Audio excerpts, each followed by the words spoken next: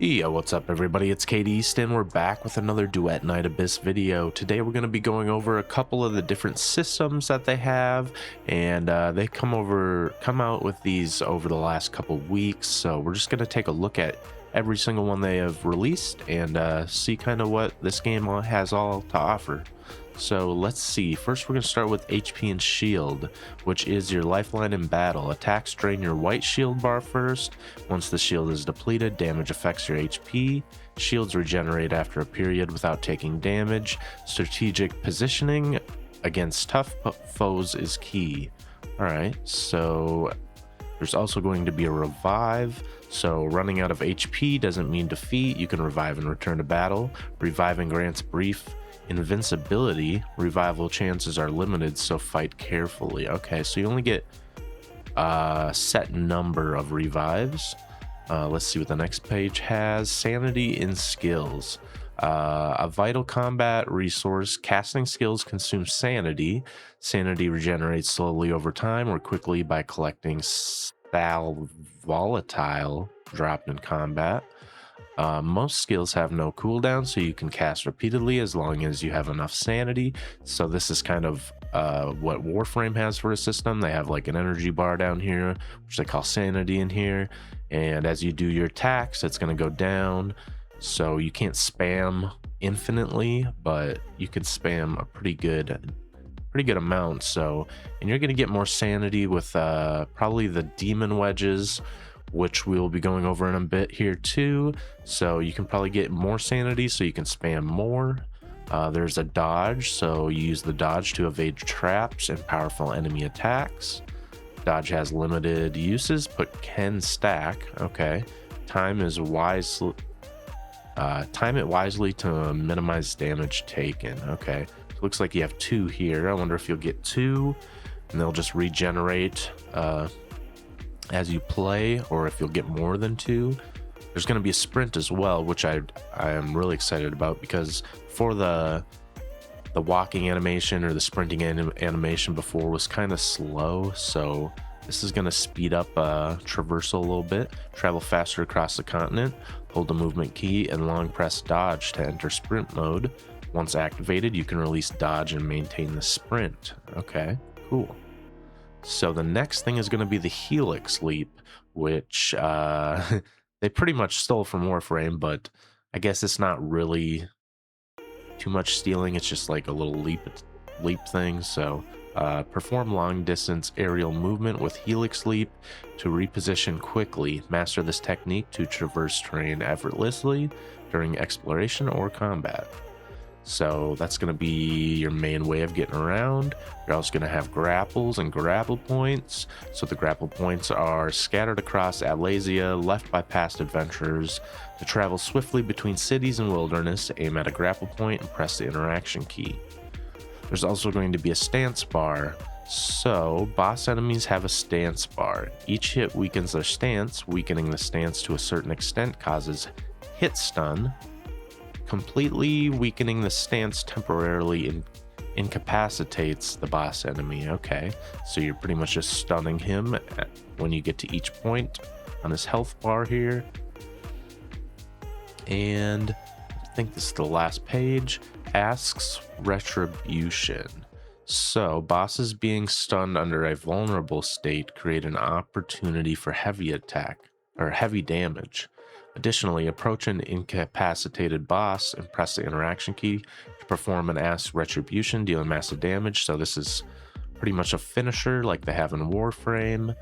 And number 10 here, divide and destroy. Some bosses have destructible parts, each with independent HP. Destroying all parts also temporarily incapacitates the boss. So just like Warframe again, different parts you can knock off of them, have different health bars. So that'll be cool. It's all kind of just like Warframe, which is actually really good, because Warframe is a great game, and I think this game can benefit from a lot of the things Warframe has to offer. Alright, so the next thing we got is Combat Basics number 2. Okay, so we got Trial XP. Becoming an exceptional fox hunter requires both wisdom and combat experience. Gain trial XP through various methods, most commonly by upgrading characters' weapons, genie mons, and demon wedges. So, yeah, as you level up, you're going to gain more stats, unlock different things. Let's see, resonance buffs. So, reaching certain trial level milestones unlocks rewards like secret letters, which you're going to use to get your weapons and your characters.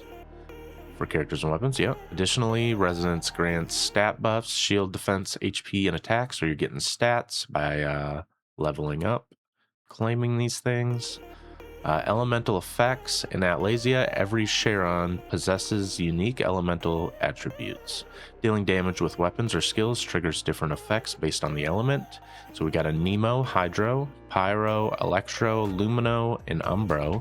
Can all stack periodic elemental damage. Lumino and Umbro have special properties. Lumino stacks periodic damage while refreshing the duration of all elemental bonus effects. Umbro stack periodically damage while reducing the enemy's stance recovery speed. Pay attention to the relationship between different elements. Damage from advantaged elements is largely increased, while damage from non-advantaged elements is significantly reduced. Okay, so just basic elemental effects. And our next one will be weapon system, so melee and range. Fox hunters can freely choose weapons for combat, equipping one melee and one ranged. Each category offers 6 distinct weapon types. Mix and match freely to create your unique combat style. Note that each character excels with specific weapon types. Choosing their preferred weapons maximizes their potential, but you can use any weapon with any character, so that is very nice. We got a bunch of different weapon types. We got greatsword, dual blades, katana, polearm, sword, and whip sword for your melee weapons. And for your range weapons, we're going to have bow, grenade launcher, dual pistol, assault rifle, pistol, and shotgun. And it looks like our last thing here is the damage types and attack patterns.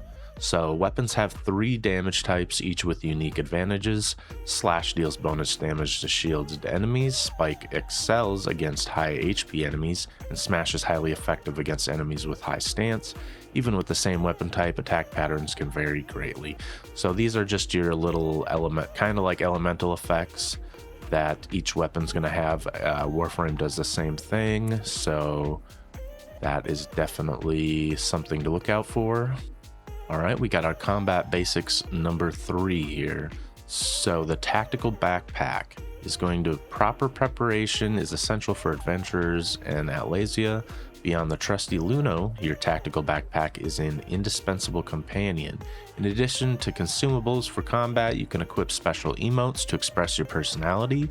Furthermore, carry combat partner sigils in your inventory to summon allies during your journey. P.S. If you prefer not to manually summon partners, enable auto summon for combat partners in the commission loadout screen. Okay, so they can just auto summon themselves.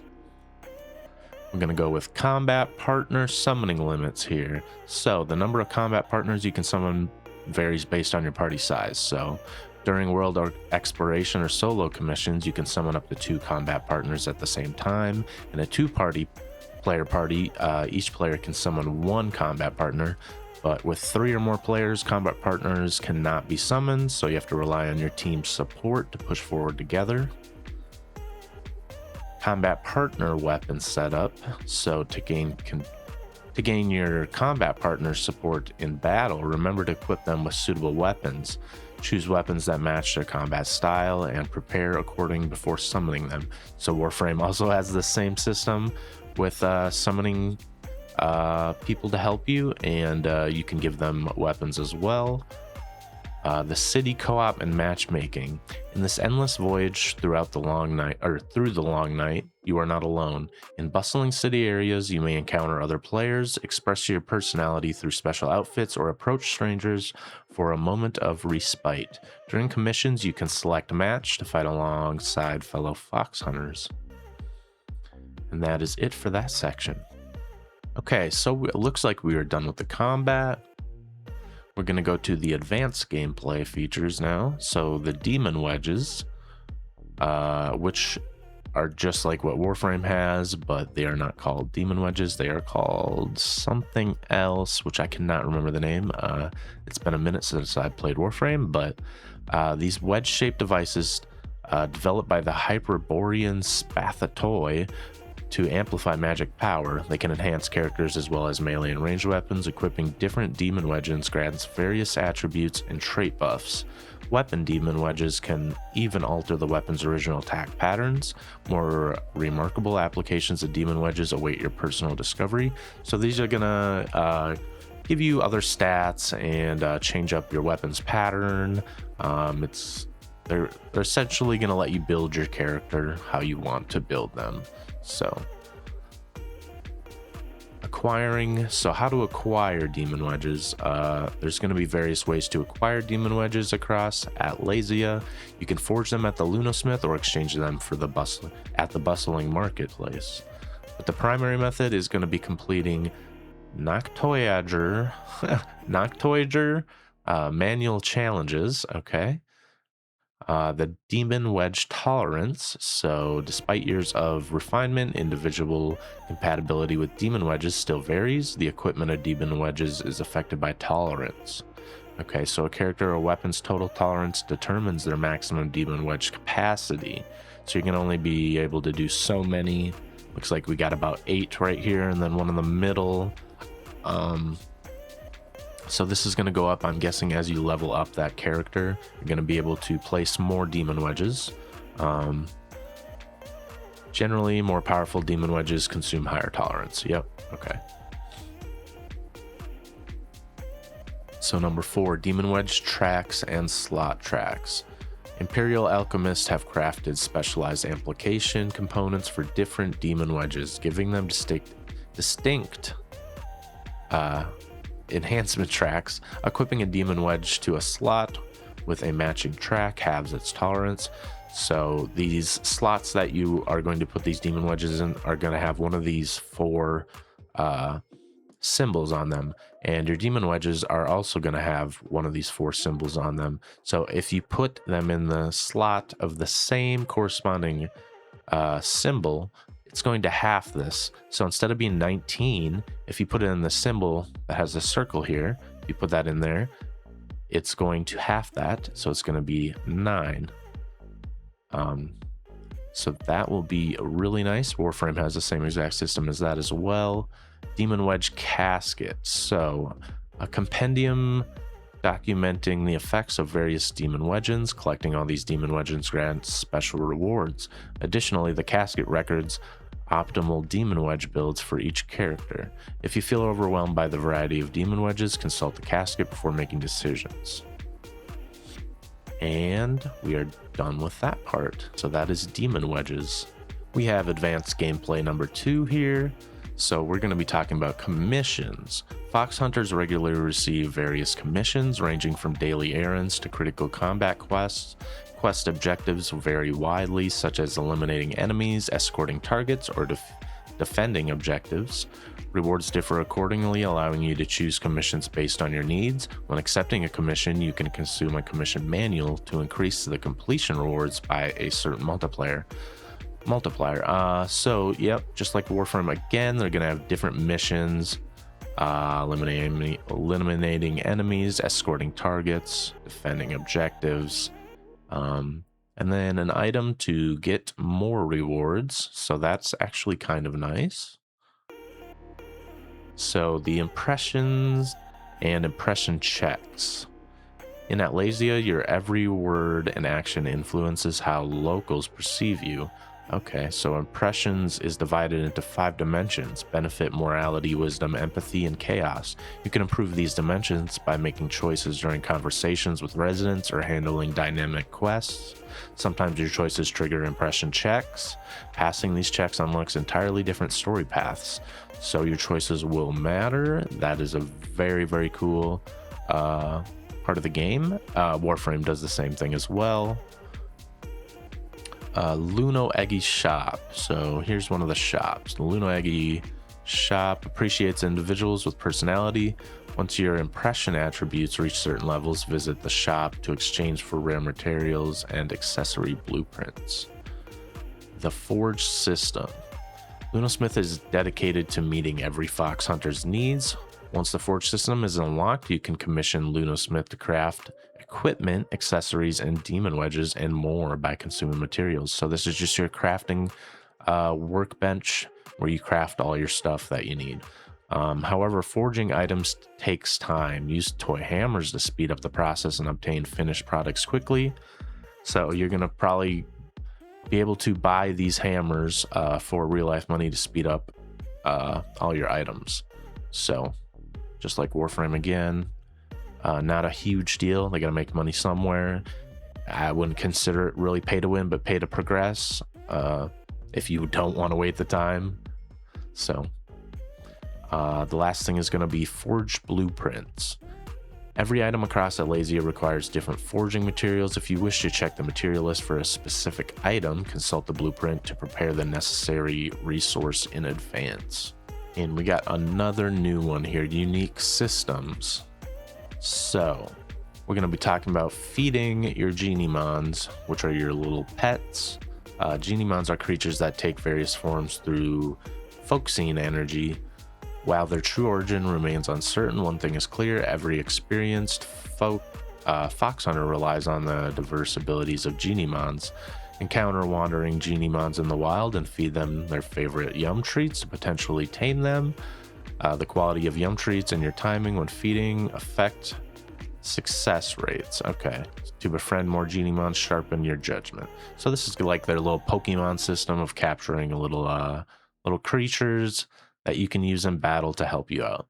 Genimon deployment. Successfully tamed Genimons will accompany you. You can set them as your deployed Genimon to provide various combat buffs. Genimon support. During critical moments in battle, use Genimon support skills to turn the tide and create new opportunities. After using a support skill, the Genimon enters a cooldown period and gradually recovers over time. Support skills don't consume your combat resources, so command your Genimons freely. So that's nice. It's not going to take any of your sanity or anything. Genimon training. Genimons are divided into active Genimons and inactive Genimons. Active Genimons have trait slots that are gradually unlocked. When they're ascended, Genimon's trait level can be increased via raise. You can also transfer traits between Genimons via the Genimon training. Inactive Genimons cannot join battle, but the traits can be learned by other Genimons through Genimon training. Okay, so you can take skills from other Genimons and put them onto different ones. So Pokemon has a system like that. That's very cool though. It's pretty exciting. And that's going to be it for today's video. I hope you guys enjoyed the video and you learned a little bit about all the systems in Duet Night Abyss. And I hope you guys are ready for the release, as it will release in about 3 days here. And I have another video on the live stream that they just did, going over kind of what they announced and what's going to be happening with the game. So definitely go check that out. And I'll be coming out with more videos and guides as soon as this game launches. I am so excited to play it and I can't wait to jump in. All right, you guys have a great day and we'll see you in the next one. Peace.